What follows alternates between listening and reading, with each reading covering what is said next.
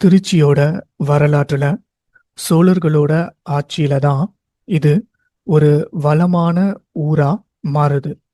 சில வரலாற்று அறிஞர்கள் இங்க இருக்கிற ஸ்ரீரங்கம் ஸ்ரீ ரங்கநாத சுவாமி கோவில் கிமு 2லேயே கட்டி இருக்கிறதா சொல்றாங்க. ஆனா அது சோழர்களோட ஆட்சியில தான் ரொம்ப பிரபலமாக ஆரம்பிக்குது.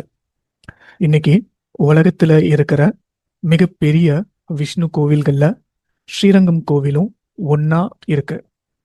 சோழர்களுக்கு அப்புறம் மதுரை நாயக்கர்கள் திருச்சிய ஆட்சி பண்றாங்க. இவங்க தான் மலைக்கோட்டை உச்சி பிள்ளையார் கோவிலை கட்டி திருச்சிய ஒரு பாதுகாப்பான கோட்டையா மாத்துறாங்க.